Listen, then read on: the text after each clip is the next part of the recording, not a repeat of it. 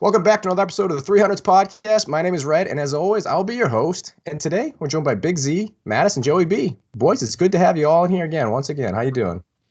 How we living? And I'll be back in the studio. I'm great. I got a new chair for the podcast studio here. you're like a real adult buying furniture, man. It's got wheels and it turns. I gotta say, before we get too far into it, I appreciate and I respect all the 300s apparel I'm seeing on the podcast right now. We got Mattis repping the 300s hoodie. We got Joey B repping the brand new 300s crew neck sweatshirt. Love it. And then I also have the new Patriots Champions t-shirt. All very comfy, I must say. Comfort and style. Buy that shit. All right, so we have a lot we got to talk about today. And obviously, Celtics been on a hot run recently. We got the Red Sox coming up. And Bruins been on a run. We got some suspensions to talk about. There's a whole lot to get into, but the first things first, I got to talk about the Celtics. They've risen like a phoenix from the ashes on the West Coast. They, after losing five of six, including one to the freaking Bulls, which we all watched, and then a complete embarrassment of a no-show against the Rockets, they kind of looked like they were in a free fall. And then all that coupled with the most drama we've seen around this team all year long. Then they head out west. They win 3 in a row, including blowouts of Golden State and the Lakers. So I don't know. Do you think there was like a coming to Jesus moment on that flight out west, or did someone really just blast Gordon Hayward in the face to give him that black eye? Mattis, what do you think? I don't know. Again, we've talked about it at length, the inconsistency with this team. But I mean, even you can't forget about the Kings that they beat too. The Kings are a pretty solid squad, which sounds strange, considering that they were been a laughingstock for years. But no, these are 3 pretty solid wins. And I think you kind of hit the nail on the head. Everyone seems a little happier. They don't seem as miserable. I mean, even Brad Stevens for a while in these post-game pressers was exasperated. He just looked beat and just tired. And I don't know. But I think a lot of what it comes down to, too, specifically in regards to Kyrie, is I don't think that Kyrie's made his mind up yet. There are people who say, oh, he's definitely going to be in Boston, or people say he's definitely gone. I don't think he knows, and I think that's okay. I mean, the season's still going on. It goes back to what I said a couple weeks ago. Can we just live in the moment? Can we just enjoy this season, see what happens? Obviously, you win 3 games in a row. Anyone's going to be happy about that. So, I don't know. Maybe, they did have a little chat on the plane out to the West Coast, and maybe they're on the up and up. I don't think it's weighing on Kyrie nearly as much as it's weighing on seemingly every fan and every media outlet in the world. I think honestly, he just likes to troll. I think he just likes to mess with people. Flat Earth guy. I think he likes to just fuck with people more than anything else. And I don't think it's really bothering him at all. I think we care so much more than he does. I mean, he's going to get paid, $26 million next year to play basketball. I don't think he really cares that much where it's going to be. So I think it almost reminds me of the Wickersham article, where I think it might be a little bit more to do about nothing than everyone's making out to be in terms of the team chemistry. And certainly the Celtics are in a good run right now. They've won 3 in a row out in California. Maybe things weren't as bad as we made them out to seem, though, coming out of the All-Star break. They did lose 4 out of the shoot and 5 out of 6. The first 3 were on the road. I know the Bulls team isn't great, but, they lost 3 games on the road. That third one was in Toronto. It was a bad loss at home to Houston, but Houston's a really good team. So, again, 5 out of 6, when you drop 5 out of 6, it never looks good, but maybe just a victim of circumstance was that team at that time. Maybe things weren't as bad as they kind of seemed in the moment. And having 5 hours together as a team without distractions, flying out to the West Coast, maybe they played a couple of games of AC-doocy or whatnot to kind of build up team camaraderie on that plane, get on the same page. And I think there is something to be said of the media, especially media in Boston, making too big of a deal out of something that's not as big of a deal to the team themselves. But the way that team was playing, I don't want to sound like a little league coach, but it really looked like just like a complete lack of effort.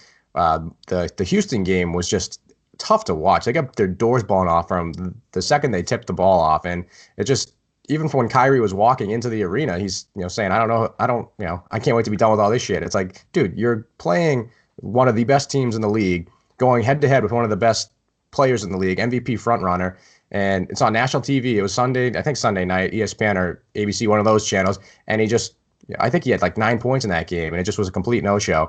And then this is kind of what I want to talk about too, is just what is up with Kyrie, where Joe, like you said, he maybe doesn't care. He's just kind of busting balls.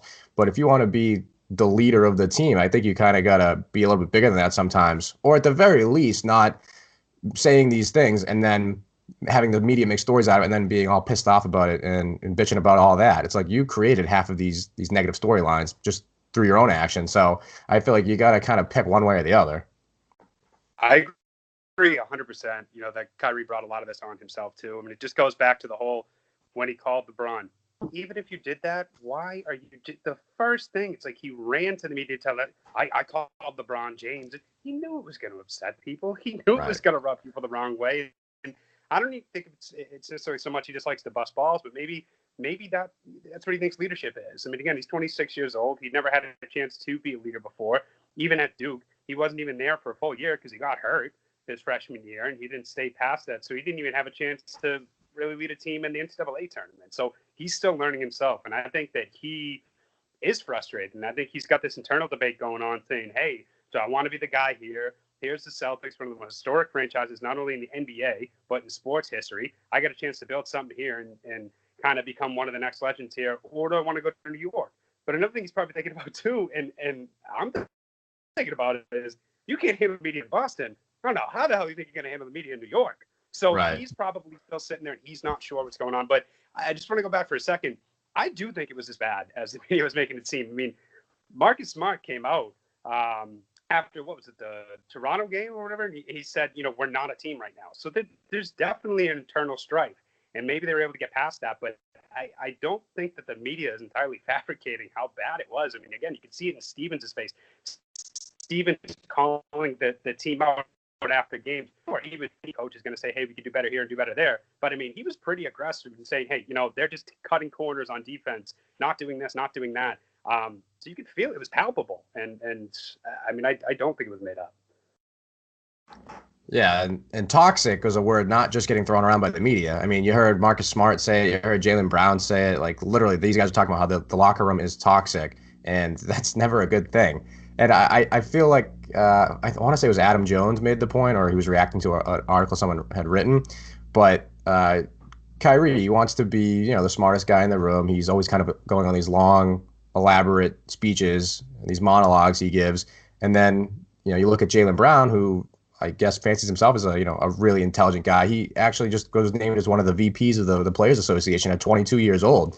So, I mean, that's probably a little bit of two quote unquote smart guys just butting heads. Like, no, I'm the intellectual on this team. So I feel like Jaylen Brown kind of got sandbagged by the veterans in general on this team for a long time. I mean, you even saw Marcus Smart yelling at him when he didn't pass an open pass to Marcus Smart when he's in the corner for an open three. It's like, Marcus, you're like a 20% 3-point shooter. Just because we're not going to give you the three ball, you don't have to freak out on the guy in public. Yeah, and I think even other guys, like, you know, some that we're not hearing about, like Terry Rozier, he can't wait to get out of here. You know what I mean? He's one of those where I think kind of hubris gets in the way. He's a very talented player. He wants to go and be the guy. How many times have we said it? Too many cooks in the kitchen. You know, even the best teams, you want to say Golden State, well, they got a lot of players. Well, not really. They got 4 really good guys, a couple good guys on the bench. Even still, it's Kyrie. It runs through Kyrie and Durant. Then it's Draymond and Clay. Then it's such and such and such and such. You can't really say that in the Celtics team, and I think that's the problem. Yeah, plus Golden State has 3 all-time players in their starting lineup, and then guys on the bench like Jonas Jerebko, who I love, don't get me wrong, but Jonas Jerebko is not exactly challenging for a starting role, and he fucking knows that, so there's not really any problems to go around there. I think there's something to be said for too many cooks in the kitchen, and a lot of these guys want to be starters, and I think some of them, probably namely Jaylen Brown, has been humbled early in the season, even though he's playing really well recently. Terry Rozier, he has fallen way back to earth, and he's a different player when he starts, definitely, so I'll be interested to see him go start somewhere else and probably succeed, but yeah, he's not exactly the player he was in the playoffs last year, so not enough drip for him right now. But Red, to what you said, a lot of times you question the effort of these teams. It's a long NBA season, and I think a lot of these teams, you know, have their fits and spurts throughout the season. But I think the Celtics look up right now and they say, look, we're probably not going to catch Milwaukee. We're not going to catch Toronto, but they're a game and a half behind Indiana for the 3 seed, and they play Indiana a couple of times down the stretch. Not to poke fun at the Lakers, but maybe now the Celtics are kind of activating their stretch run. Yeah, there's nothing I hated more than LeBron's playoff mode activated bullshit. It's like, I understand it's a long season. You're not going to be going balls to the wall like, you're Trot Nixon for 82 games a night. But to just basically come out and admit, yeah, I'm trying now. It's insulting to the fans, really. Yeah. Yeah, it really is. And with that playoff mode, I activated spring break mode, to get in shape a week ago. And I think that mode is more legitimate than playoff mode. I mean, the guy is just a piece of shit. What else is there to say? And if you're the Lakers, would you rather trade 11 guys to get 11 new guys to play with LeBron? Or would you rather get rid of LeBron and bring someone else in to try to get the pieces to meld together a little bit better? I mean, this move to LA, it's every guy's fantasy to go out to LA and make a killing out there in the media market. But it's starting to look a lot like Jordan on the Wizards at the end. And I think LeBron's going to play a couple of more years at least. I think he will be the all-time leading scorer when it's all said and done. But that final streak is going to come to an end this year. And I can't say that it looks like it's going to get better. Yeah, and they were talking about this on the Ringer the other day. LeBron, he still is playing well statistically. Like, he had 30 points last night, so he's still playing well.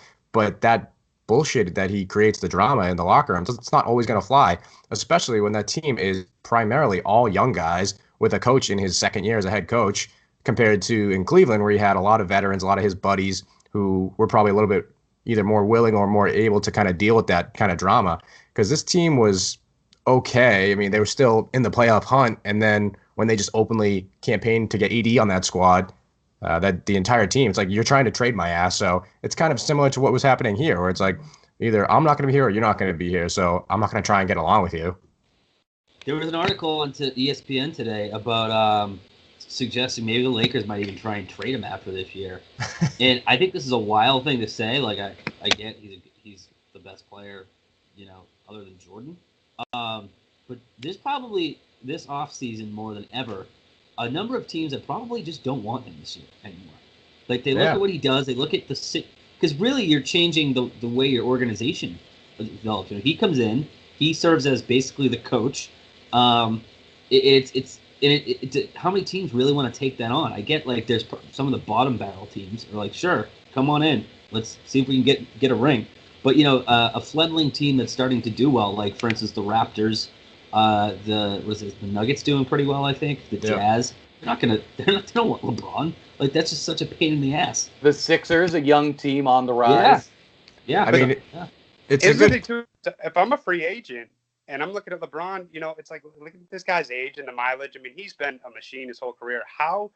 If you think about the way he's played, how he has not, and knock on wood, I would never wish this on anybody, but how he has not suffered a significant injury or anything like that in his career. Oh, I 100% wish an injury upon LeBron. Like, a young guy. I mean, it's not on board. 100%. You really, you really want to go up there and put all your eggs in that basket? Because then if it goes south, then again you're just the Pelicans, but you're in LA. Well, it's the beginning of. Do we really need to have dump on the Pelicans Day? This is the second time I've seen on this podcast. I just talked about them in such a condescending light. It's the beginning of the end for the way that they've done business with LeBron in this league for years, because it used to just be he was so good that we're promised a playoff spot and we're almost guaranteed a spot in the finals. So we'll just kind of deal with this shit. We'll let him basically be the GM and pick his players, and we'll figure it out. We'll get there. And now it's really the first year, and whether it's because he's gone to the West or it's because he's dealing with injuries or whatever it is, they looking like they're not going to make the playoffs. So I think this team's a lot worse than they had probably hoped for. No one really thought this team was going to be a title contender. But I think going in, Magic Johnson would even admit it, year one with this Lakers experiment was going to be probably just waiting it out until you get either Kawhi Leonard or you get Anthony Davis or someone to come save them. I mean,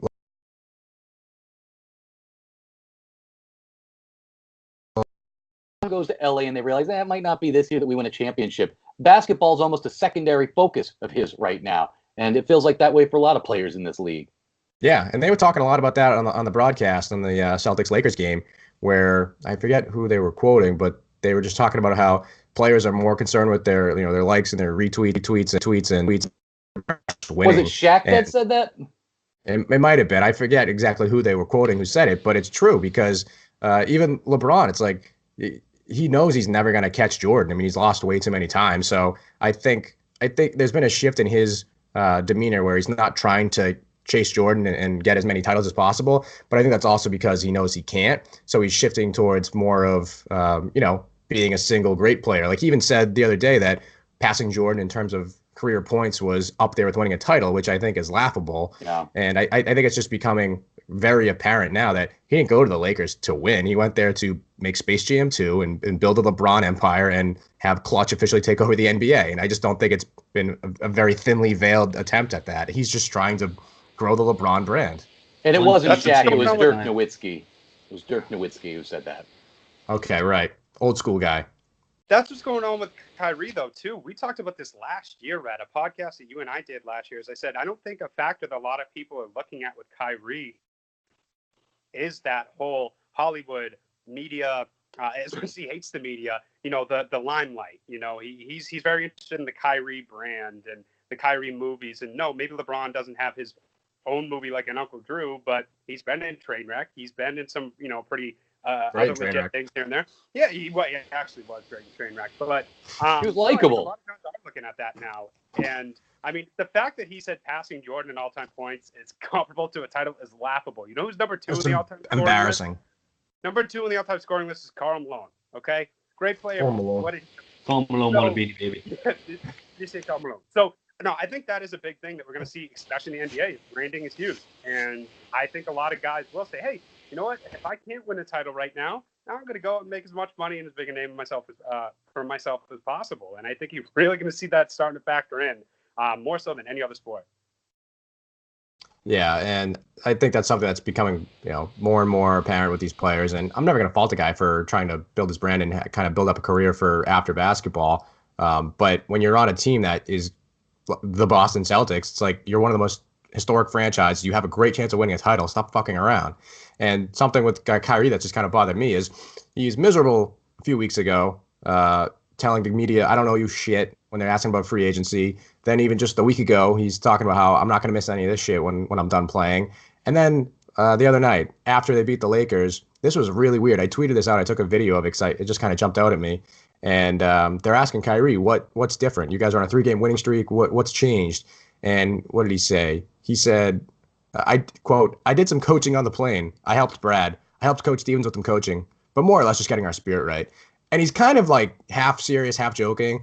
And I think it might just be his high level of deadpan humor, but I can't even tell this guy anymore. And it's like, what are we trying to accomplish here? I mean, just throwing the coach under the bus. He's been around LeBron too much. Big time, and he's big and cocky. I'm actually getting kind of nervous of a shoulder injury or something too, with all that reaching back and patting himself in the back he's been doing this You know what? year. That's it. Next time I see Kyrie Irving, I'm gonna punch him in the face. You guys get me all fired up now. Fuck Kyrie. I still want him to stay. I just want him to either, be an asshole and wear it or shut up. So Red, you to say these things. You tweeted that last night, and I kind of had the same reaction. And I understand deadpan humor. But usually when you're doing that, you kind of give a subtle wink to the camera. I didn't see any of that out of him. And I went back and I replayed it 2-3 times, and I just said to Mrs. Z, that's a little dickish of him. Yeah. Yeah. Just Zapruder. And you know what? The Kyrie For better or worse, I feel like that shit doesn't really fly in Boston. There is a good organization, a good structure in place with the Boston Celtics. The Boston Celtics don't trade everyone to get one player. The system, the team, is first and foremost here, unlike in some other markets. So, yeah, I don't think that stuff flies in Boston too well. No, I mean, everyone from Boston is known for being, I guess, serious dickhead, where, we like to have a good time, but these Hollywood types that are making these jokes, laughing around, like, all right, we'll go make our movies. Like, dude, do you want to play some basketball or not? Let's fucking go. Yo, I can't get out of my house because there's 15 feet of snow on the ground. Win a fucking basketball game and stop checking Instagram. And you can watch it on TV like that Knicks fan. Yeah. All right. That, man. All right, let's shift gears a little bit. We're in March now. I mean, you can't really tell because it was snowing today, so fuck spring, I guess. But Red Sox inching closer to opening day, and I just realized it's going to be the same weekend we're in Vegas, so I can fulfill my lifelong dream of betting on a Mariners game in March. So I'm pretty excited about that. With that being said, what are we going to bet on? What are some of the best sporting events to bet on? I know we'll be out there during March Madness. Do you prefer just betting 10 football games every Sunday? I mean, I remember at a friend's bachelor party, there were guys betting soccer games in like Kazakhstan on their cell phones. And then we go to the bar and they're betting on ball strike calls. So, I mean, that's some true degenerate shit. You want to know the best betting experience is sitting next to our friend Patty B, watching his bets just go down the fucking tubes, game after game after game after game after game. I think he had Ohio State last weekend, and I think they had to win by 3, and they lost by like 38. It was amazing. It was glorious. But I'd say March Madness is March Madness. I would say off the top of my head, and when we're in Vegas, it'll be the second week of March Madness. That's a pretty good one. Still a good amount of games going on. I wish we were out there during football season because I'd rather pick 2-3 football games off the board. I know that it's never that easy, but I feel like I look at 16 NFL games, or if there's 12 going on one Sunday, I go, all right, I can get 2 or 3 of those. Yeah. One thing that's annoying me, though, we're going to go to the Golden Knights game, and they're playing the Minnesota Wild. That team blows. My whole plan was to bet my mortgage against the Minnesota Wild that night while I was in attendance. But the Wild have won a couple of games in a row, so I don't know what I'm going to do. But Kazakhstan soccer, no, that will not be on the board. Baseball game, Pete Rose will be there. Maybe we can get some betting tips from him. I just can imagine like the reaction to all those Golden Knights fans. The one Minnesota Wild fan in attendance just freaking out, screaming at the game as Ricky just loses his mind. I think someone needs to bust out the Whalers jersey and bring that there as well. But one of my favorites is football. So there's a reason why I'm not a huge bettor. I bet on fantasy football, regular football, and I do like betting on the ponies every now and then too. Red remembers senior year of my pony experience. But what I always fear, and one of the biggest reasons that I haven't become a gambler or anything, is like I will never forget. We have a friend whose father was betting on an old Celtics Lakers game, the first championship, the one that we actually won. And I think it was game 3 or something like that. The spread was maybe 7. Celtics are up by 8 at the end of the game. Lakers have the ball. Sasha Vujacic, for no reason, as time expires, hoist up a 3, nails it. He loses like $2,000. So, like basketball and hockey and baseball, I don't know how anyone can bet on those because they can go so many ways. Well, and I fear the worst with those. Sorry, Matt. My little gambling story like that is my freshman year at college. My buddy John lives in Hoboken. One of my first introductions to him, the 17-0. That was if you remember, that was the 17-0 or 18-1 Patriots year. And we absolutely were kicking the shit out of the Jacksonville Jaguars. That was the David Garrard year. And the Pats get the ball back. We were beating them like 40-10. And I think the spread was like 52. And I walk in his, it was one of those rooms, I don't know if you've seen it in a college, I don't know if they have them at Quinnipiac or wherever, where you walk in and it's like a weird little entrance foyer type thing, and there's 2 quads, like the 2 doors. So he lived in the other one from my friends I actually knew. And I just hear someone screaming, just kick a field goal! And it's because the Patriots got the ball back, and so they were just like handing the ball off, kind of just trying to get a couple first downs to close the game out. And he's just screaming at the TV, bloody murder, that he wants the Pats to just charge up the field and score a field goal just for his bet. I'm like, this is a crazy person. Mattis, to your point, I really don't want to touch hockey, basketball, or baseball because football is the one sport where every guy out there, his ass is on the line. He might not be in uniform next week if he takes a play off. It balls to the wall every play in the NFL. In the NBA, guys take games off. In the NHL, long season.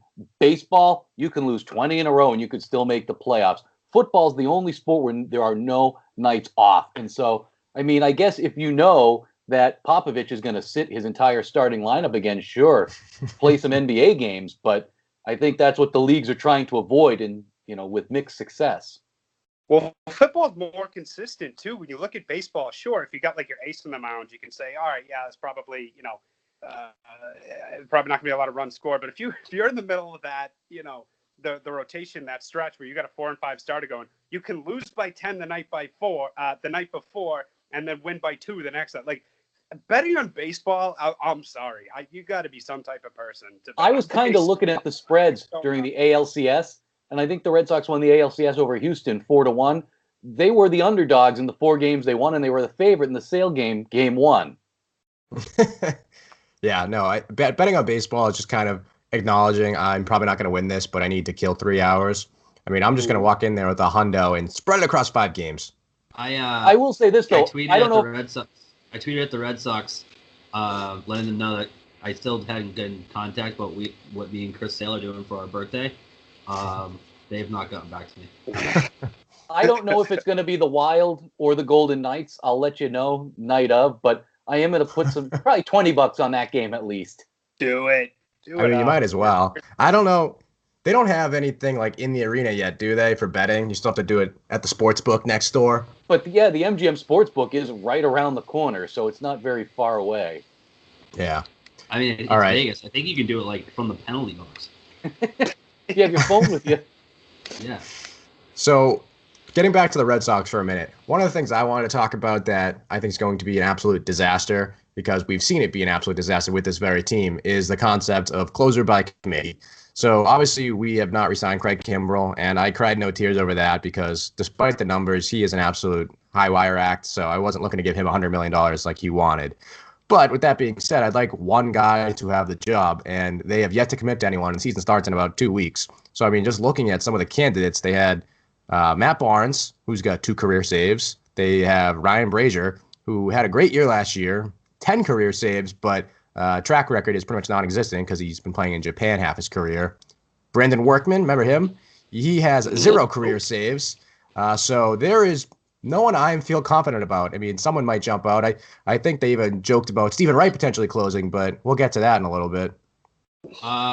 Where's Tim Wakefield, and is he available? He's in the booth. Yeah, that's right. Brazier was actually my pick kind of heading in. If it was going to be anybody that had to do it, I just give it to Brazier. Again, just like with the Celtics, I think part of the whole issue with the closer by committee is guys can't settle into the role. They're not knowing where they're going to be at every night. They're not, and especially in baseball, when you're a pitcher, 90% of it is mental. So if you're like, am I going to be setting up tonight? Am I coming in the 7th inning? Am I going to come in at all? That's, I think, where the issue comes. It doesn't have to do with skill. So just give it a Brazier. I don't know why I like him so much. I can't tell you, but just when I watch him, I really, really like him. I want to give it to Ryan Brazier. Pick the guy with the best fastball and just go with it.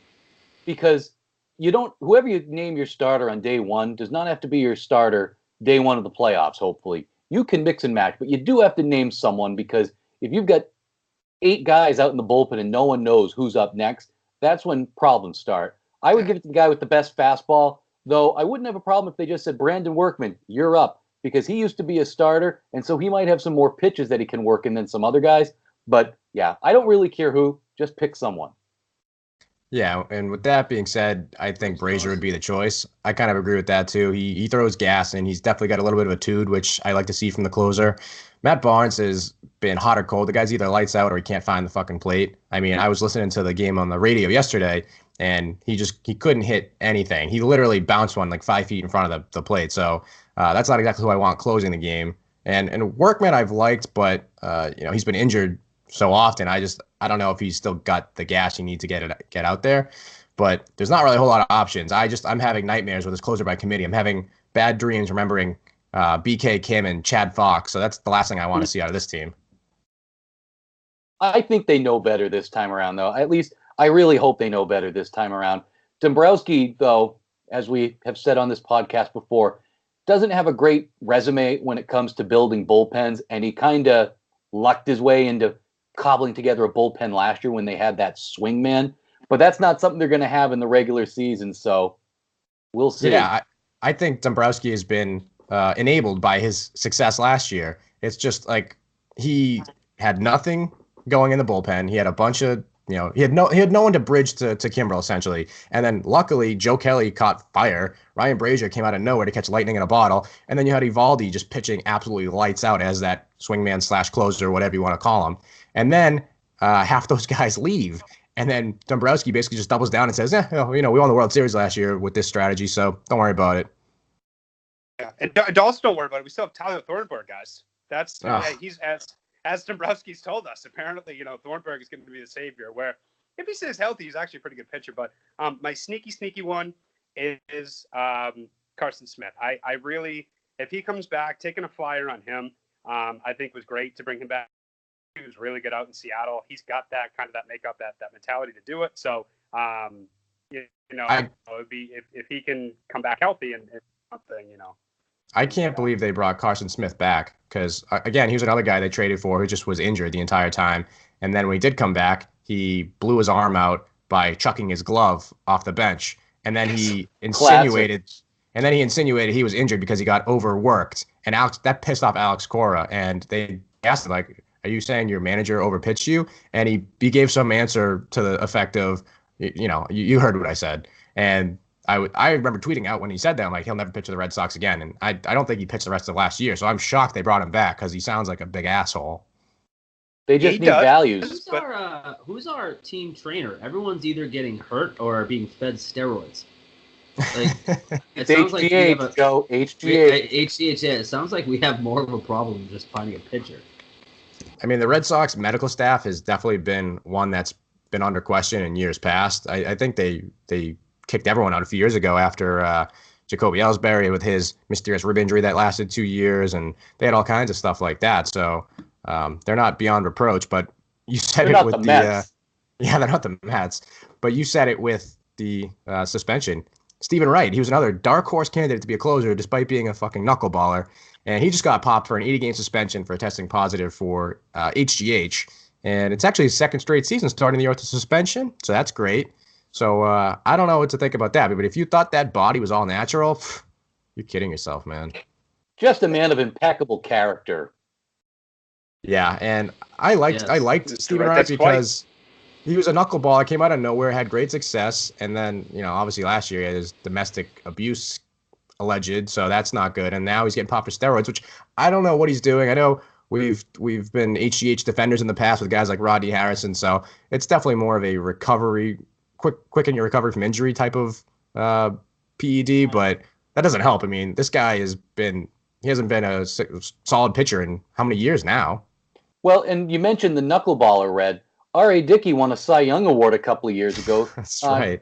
Tim Wakefield, I know this was ancient, but I think it was his first season with the Red Sox, 1995, got out to a 14-2 start, something ridiculous. Knuckleballers, if they're on, they can catch lightning in a bottle, and they're usually not expensive. So they're not a bad thing to have from the depth perspective. But, yeah, and it really isn't surprising that a guy like Wright gets popped. I shouldn't say it's not surprising, but it kind of makes sense. A fringe guy, a guy coming off an injury, a guy who might not make the big league team coming out of spring training. So I think that's, the more typical profile of a player in this position than, say, that top line slugger. Yeah, and to get over the hump. Wakefield's a great example because he would be lights out for a couple months at a time, and he actually has closing experience. I mean, one year he saved, I don't know, like 20 games or 30 games. Like, he was pretty good. But, oh, my God, just sitting here thinking about a knuckleballer coming in to the ninth inning, up one, and bottom of the ninth in Fenway in June against the Yankees. Or how about Game 4 of the heart ALCS? Palpitations. How about Game 4 of the ALCS in 2004? How many pass balls did he have in that game? Yeah, and or I guess that's on the catcher, but still, when it's a knuckleballer. Well, that's a good point. Yeah, because we're gonna bring back Mirabelli. Like, if he's gonna be closing, like how many? Like Kimbrel couldn't find the plate in the playoffs last year, and that was already stressful enough. So let's go with the guy who's going to have more problems for a catcher. And who was that Yankee backup catcher all those years? Was it Joe Flaherty? Because I think when the Red Sox traded away Mirabelli the first time, I think it was Flaherty the Red Sox brought in, and he said, "No, I'm good." He up and retired instead of catching Wakefield. Well, knuckleballs are always tough, but they can be effective. You said R.A. Dickey. Wakefield, for as much as he's beloved, but a lot of Red Sox fans like to get on him. But, I mean, the guy was, I think where his value really came in wasn't just that, the knuckleball was this amazing pitch that was, keeping everyone off balance and blowing them away, but he could do anything. He could start. He could do long relief. He could come in, kind of set up if he had him. He'd close every now and then. And I think the thing with Wright is you lose some depth with him. Again, Wright was an all-star. You want to talk about another legendary knuckleballer? Phil Niekro. I mean, of course, none of us got to watch him. The guy's 80 years old. But, I mean, knuckleballers can be effective. But the biggest thing is the Sox, especially when it comes to starting pitching. There's not a lot of depth, and losing Stephen Wright, I think, really hurts in that regard, more so than you lost, just this great pitcher. Yeah, he's definitely a great depth piece, and Sox are running out of that, especially with pitchers who have had injuries like David Price and Chris Sale. So this will be something interesting to watch. And they also don't really have much depth at the minor league levels. I mean, their top guy up is usually Hector Velasquez, who is okay, but there's no young pitching prospect down there that's ready to come up. And just to correct myself, it was John Flaherty, signed with the Red Sox January 3rd, 2006, retired from the Red Sox on March 7th.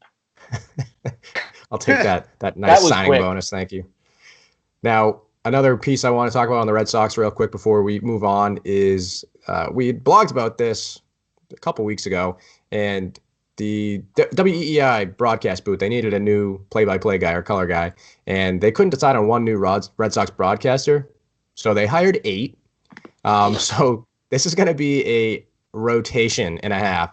Let's see. We got old fan favorite, and Rick, I'll let you get into this in a minute, but Sean McDonough, he's coming back to his Boston roots to call some Red Sox games.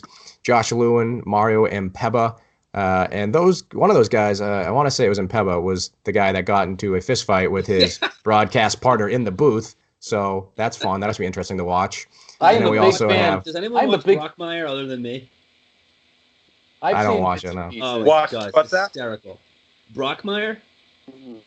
It's anyway, yeah, he does stuff like that where he gets some fights with the partner in the middle of the booth. Fred, you're right. It was Mario Impemba who got in a fight with his broadcast partner in Detroit, and I think he knows.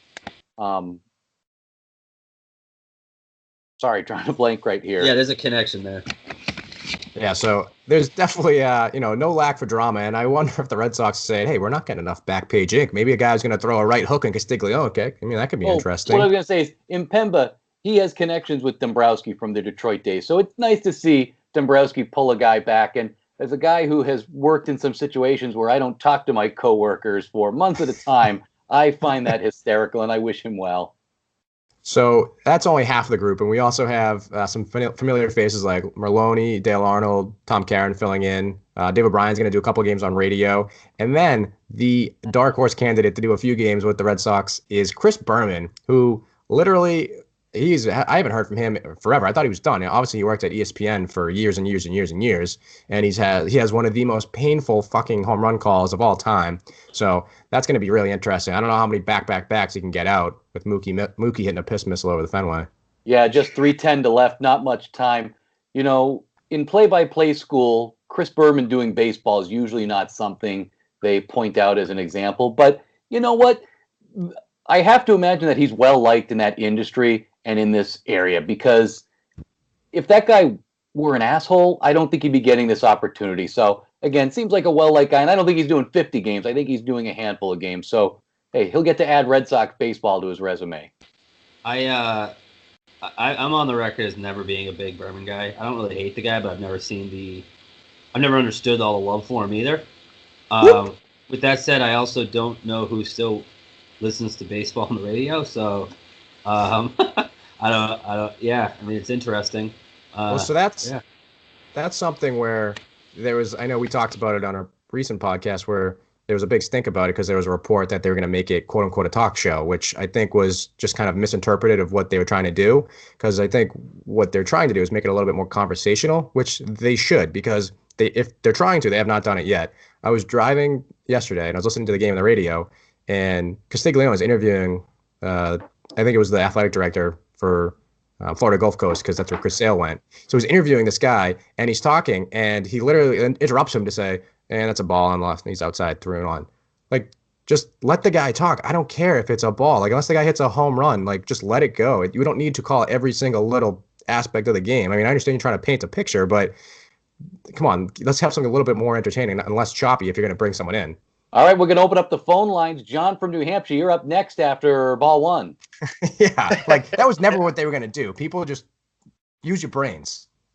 It's different. It's become stale. Just I was actually talking to Nephew the other day, who's soon to be 15 years old, and we were talking about different Boston sports teams. He goes, I just don't really like the Red Sox that much, which to us sounds crazy. I mean, it was in our blood and it's ingrained, in us. But It's a pretty boring still sport sometimes. And I think what they're trying to do is just switch it up, kind of add a little flavor. Like you said, it's not going to be a talk show, but I don't need to hear every ball and every strike and every, Right. So I'm very interested to see how this goes. I think it's good that they're kind of hedging their bets a little bit because say one guy comes in and really takes off, who knows? Maybe they switch back to the double format next year. So it is going to be interesting to see how they do this. And Red, you're correct. I am most excited about seeing Sean McDonough return to the booth at Fenway Park. I think, I think he's the best Boston sports broadcaster of my lifetime. I know Mike Gorman from the Celtics is up there too. And so are Gil and Gino with the Patriots. But I think McDonough is a cut above. And he's still doing a lot of work at ESPN. So, it sounds like he's going to do about 30 games between, the end of golf in April and beginning of college football season in late August. But, if Sean McDonough can come back to announce Red Sox games, I guess anyone can go back anywhere. I say just give Johnny Gomes a job and be done with it. You want to kill baseball on TV and radio. Go that way. Oh, God. Imagine having Johnny Gomes just show up drunk and Pemba punching him and just hell breaking loose. Joe, if a guy... Don't get me going on Gomes and my hatred for that. Joe, if someone hook slides you're just going to stand there and take that? Or you're going to do something? You're going to be a man about it. 3-1.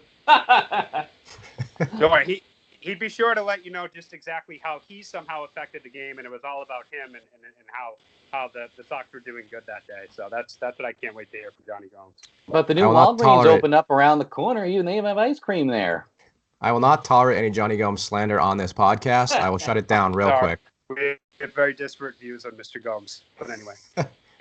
All right. With that being said, we got one more topic before we wrap it up. And I know we want to talk about the Patriots a little bit. Their offseason, the free agency. Obviously, the biggest move happened just the other day was Michael Bennett coming in. And what does this mean for the team? I'm obviously the guy. I love the trade. Bennett's been a stud pass rusher for years. And he's getting up there in age. But, I mean, the Pats only need him for a year or two. The thing is, I think we all agree this is the end for Trey Flowers in New England, right? I actually read I think I mentioned I read a Mike Reese article saying it's not necessarily the case. We didn't really have any net spend acquiring Bennett because we released Dwayne Allen or something like that a few days before that. So, and there is, there isn't a crazy market for DNs this year, and there's a number of them were available and that kind of thing. So, we might still get him back. You never know. It might be an Edelman situation where, the guy has 6.5 sacks as his number one year. So on the stat sheet, I don't know if any team is going to pay him $17 million a year. Why not stay and win it for 10? Joe, I'm sorry. I got to completely disagree with you on that one. I think he is going to get paid, and I think because of the fact you got guys like Clowney and other people that were franchised, there actually really aren't a lot of top-end DNs out there anymore. There are some decent ones that are. There's some decent pass rushers.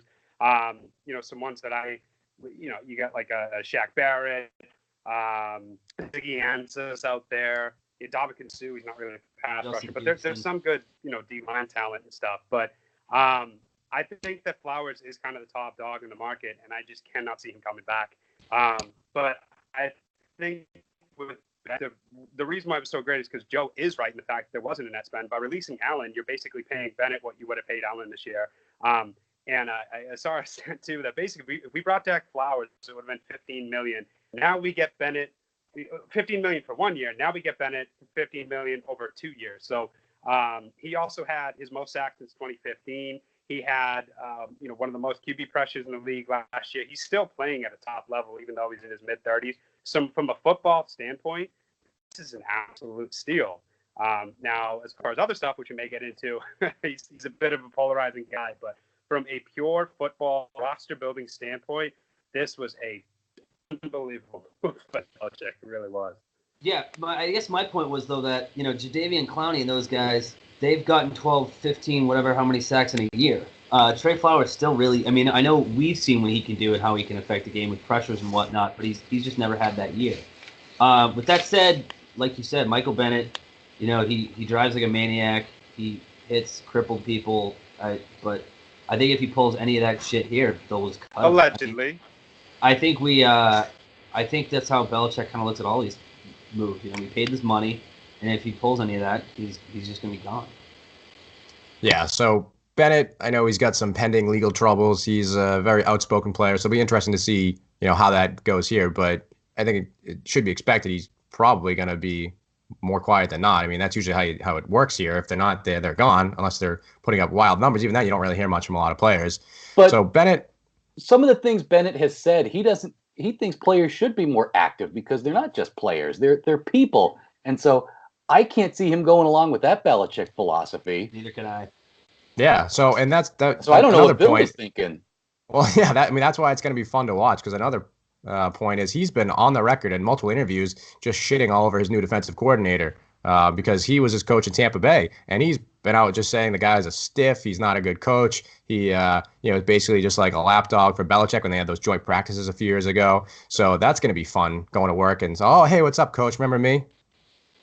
Can we go back to last podcast and why the hell we hired that guy?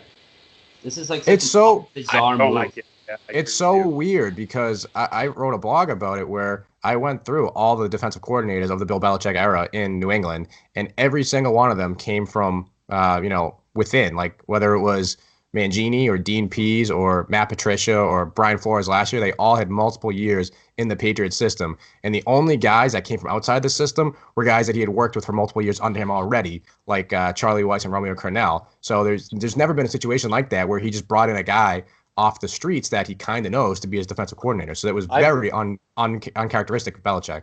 I've got an idea. Remember, I think it was a year or two ago. He's from Rutgers. With the Garoppolo trade and some of the other trades, Colin Cowherd said, maybe Bill Belichick is looking around saying, I'm not going to be around much longer. I'm going to start pardoning. I'm going to start giving out pardons. I'm going to help people out in this league who I like. Schiano might be a guy that Belichick likes, who Belichick thinks has gotten a bad rap. And so, again, I would never bet that this whole thing's about to come to an end.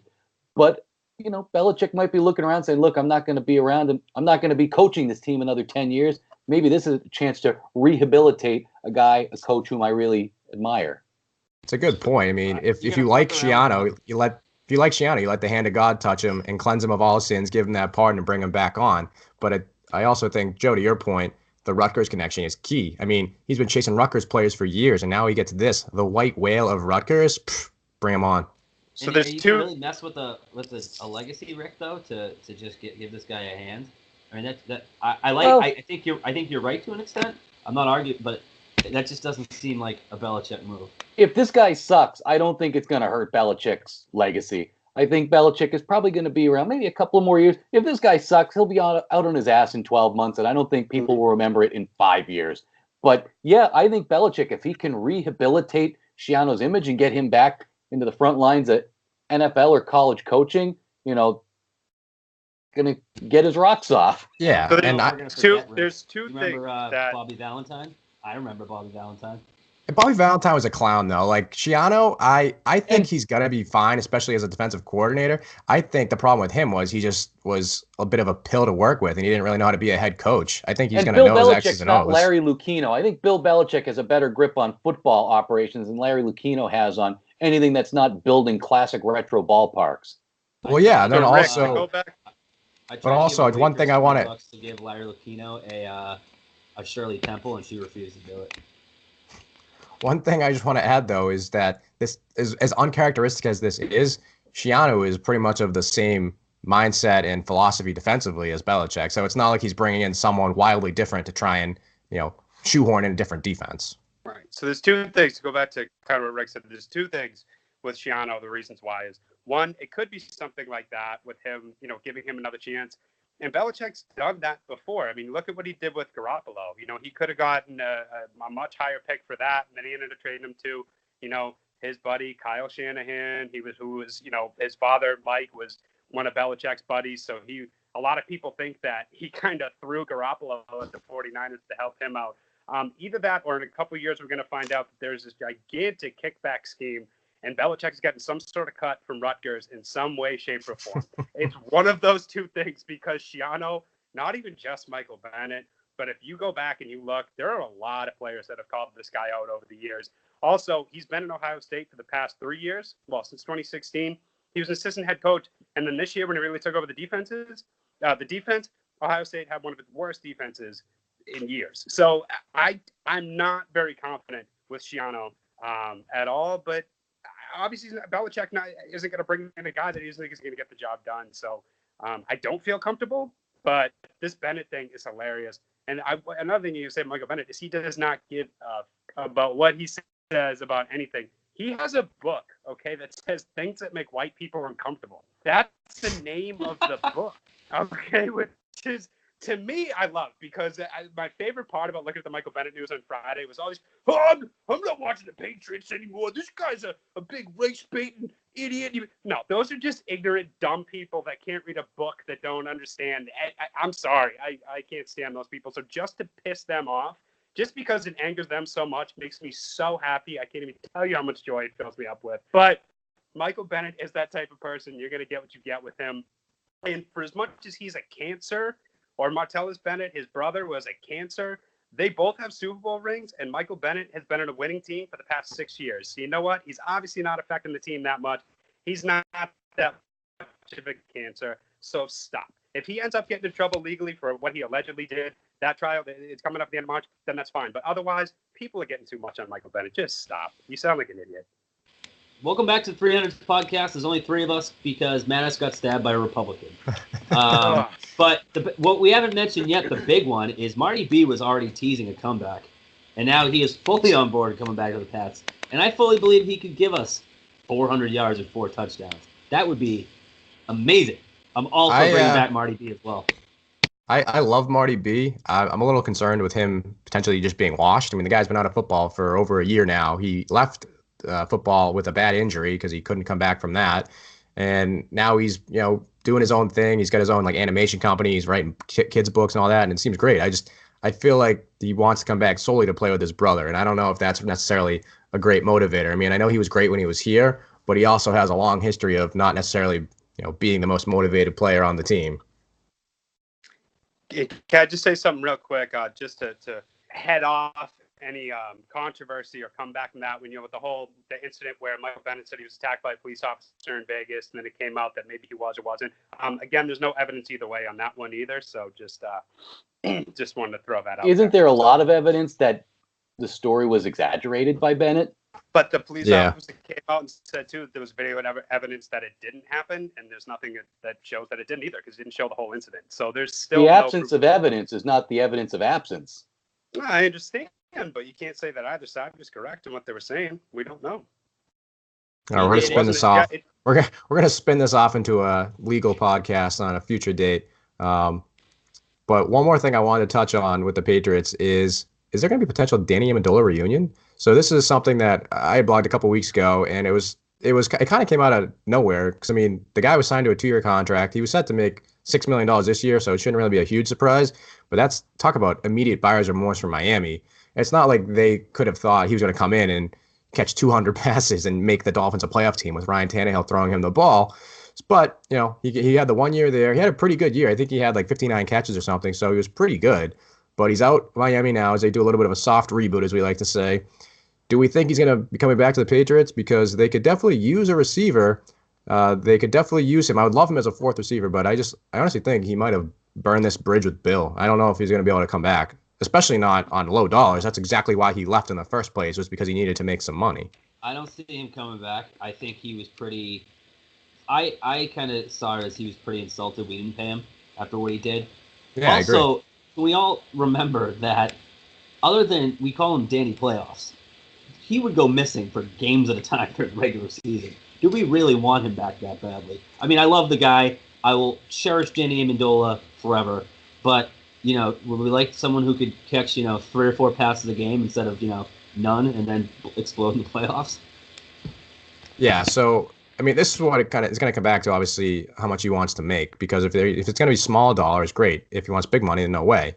And I had the stats somewhere. I don't have it in front of me right now. But Amendola, like you said, he didn't put up huge regular season numbers. He was great in the playoffs. But his catch rate was top 3, I think, in the league. It was amazing. The guy did not drop passes. So that's why he was such a reliable player, especially in the playoffs. Brady knew if he got him the ball, he was going to catch the freaking ball. True. Yeah, and I think if you bring him back like real low, $1.5 million or something like that, I think that he will come back to New England kind of with his his Schmenzer in his hands there and kind of with his tail between his legs, and just I think if he's like, look, I'll just come back for like $1 million. Why not sign him on there? I mean, what else is he going to do? What else is he going to? He has no leverage. He's got none.